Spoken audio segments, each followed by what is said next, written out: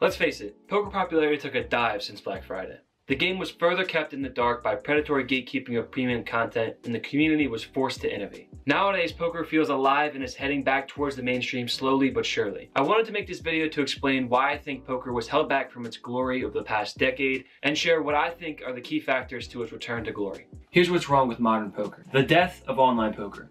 In the US, ever since Black Friday, it's been increasingly difficult for people to play poker online safely. If you aren't located near a card room or in a state that has regulated online poker, then you are left with the risk of playing on infamously sketchy sites such as America's Card Room or an unsecure private online club where the player isn't even certain they'll be able to cash out. This really hurt poker as a whole. It tainted the public's perception on poker, and for the previous stated reasons, the younger generation that would have carried on the game weren't able to. All of the news and current content was hard to find. I'm a part of this generation, and I think I speak for us all when I say people under 25 are so much less likely to be a fan of poker due to these reasons. Black Friday happened in 2011 and basically wiped out poker from the United States.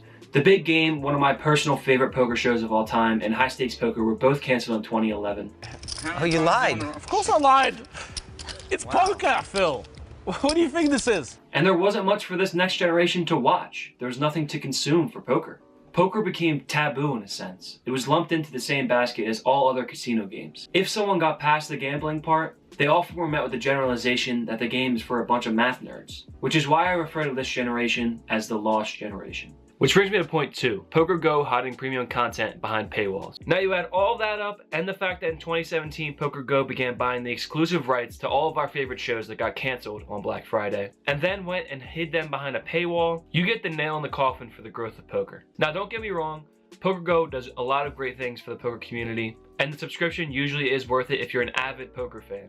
But that niche of people is very small. Like I said, PokerGO has brought back high stakes poker, poker after dark, created a bunch of new shows including high stakes duels, which is great for the avid poker fan, but it shuts the door in the face of a person just finding poker and trying to become a fan. They also have the GPI Awards, which is a great award show that wraps up the previous year in poker. But again, you can't watch that without being a premium member. There's no option for a lower cost with ads. There's no option for a free with ads. What new poker fan is going to want to fork up $100 a year just to watch something that might not even like? PokerGO could be amazing for the poker community and the growth of the game, but they need to make their content more accessible. PokerGO, I understand, is making a ton of money off their premium subscription, but they could be making so much more positive EV for the community as a whole if they had a free option for their content. The third reason being the perspective that poker is purely a skill and not a game. Too many people in the poker world care solely about playing the most optimal way. When a newcomer makes a small mistake, according to GTO play, they're ashamed for it.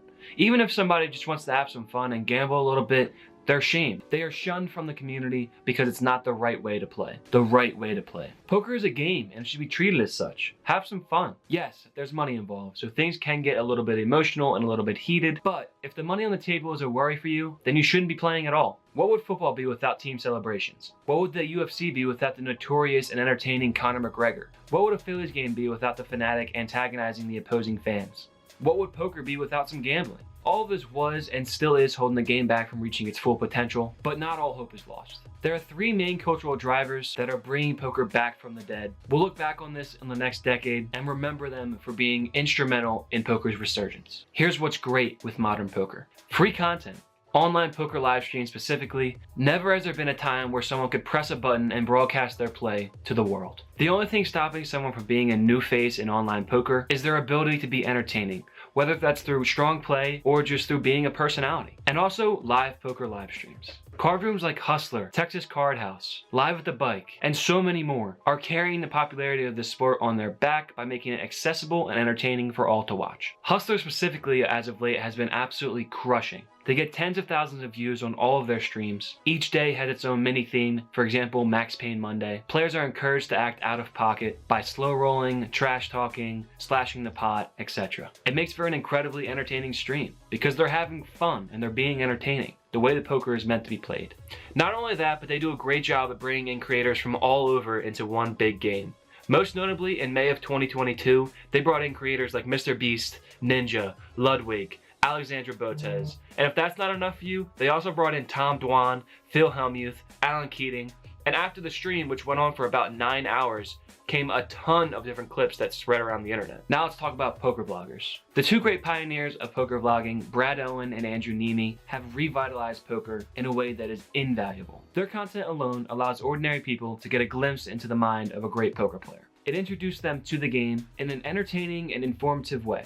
Since Brad and Andrew started their poker vlogging careers, hundreds, if not thousands, of other poker vlogs popped up, including myself, on 2 separate occasions. Many of the larger poker vlogs have very unique characteristics. Rampage leads into the fact that he knows he's not the best player and sometimes he gets lucky. Next Gen has a contagious and youthful outlook on the game. Wolfgang, Ace Poker, Ryan DePaulo, Close to Broke, Lexo, Pokerface Ash, Johnny Vibes, the list goes on. Poker vlogs are not only great for the creator, but also the viewers, the card rooms, and the game of poker in general. The free content does not stop there. Guys like Greg Goes All In, Phil the Beast, Seth Muller, the Casino King, and so many others who make great poker comedy videos. Their content allows the viewers to see the lighthearted side of the game that we all love. It is a lot more welcoming to watch your favorite content creator make fun of themselves for making a non-GTO play than it is to overanalyze a spot. And you guessed it, there's more free content. In-depth coaching from Jonathan Little, Black Rain 79, Matt Berkey with Solve for Why, Bart Hansen, and so many more. They have tons of these educational videos on poker and the little intricacies of the game that anyone can go on YouTube and just begin consuming. This is great for the game because it allows anyone to come and begin learning for totally free.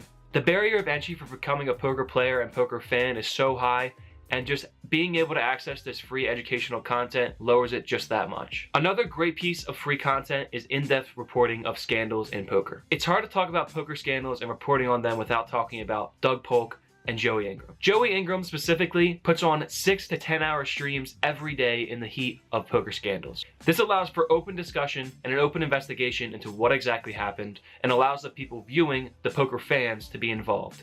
Joey brings on people for interviews. He had Robbie on during the whole Jack 4 off scandal. It's beneficial to the community because they get to form their own opinion based on all the facts that Joey presents. Which brings me to point number 2, staking. The rise of StakeKings.com is a massive win for poker. Before StakeKings, these staking deals were done behind closed doors. Both the players and the staker were taking on a ginormous risk and had to base their deals purely on trust. You used to have to put out an insane amount of money to back a player or know the player personally. If you wanted to get staked as a player, you had to make the right connections with the right people, prove that you were worth it, gain their trust, and then maybe you would be able to get staked into a bigger game. Now, thanks to StakeKings, anyone can log on and stake any of their favorite players, as well as get staked on their own. They can start with as little amount of money as they're comfortable risking, while still maintaining a huge financial upside. Stakers can benefit a lot financially by just knowing who the good players are. Staking also allows new players to take part in some of the largest events out there without having to be extremely good at poker, while they can sit on the sidelines, watch, and improve their skills, and have a piece of the action. It gives the players a way to be staked by their fans, and both parties feel safe and secure transacting the money because StakeKings is the trusted middleman. Now we have reason number 3 on what makes poker great today. The community. While I did touch on how the poker community can be toxic at times, we do have our positive traits. All over there are poker discords and subreddits where members communicate. They share their own hand histories to which other members will chime in and explain what the original player could have done better. The back and forth allows all players participating in the discussion, and even the readers, they get a bunch of different perspectives on one single action. It really is awesome to see so many different people coming from different walks of life, different stakes, come together to talk about the game we all know and love, poker. Poker is primed for another boom. Maybe we're experiencing the first stages of it right now. Anyone in the scene can just tell you it feels different. Anyone in the scene can tell you the last few years just feel more alive. The Lost Generation finally having content to enjoy for free and relate to. The game has become a bit more accessible. Laws are changing and online poker is coming back because of it. The evidence is out there and it's hard to ignore. I come from a family of card players. My grandfather was a floorman. My grandmother was a dealer.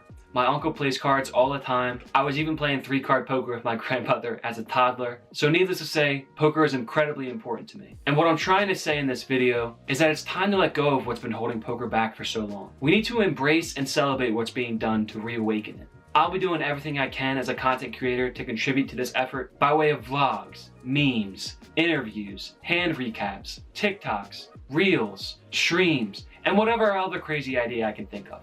Thank you guys for watching, and I'll see you on the felt.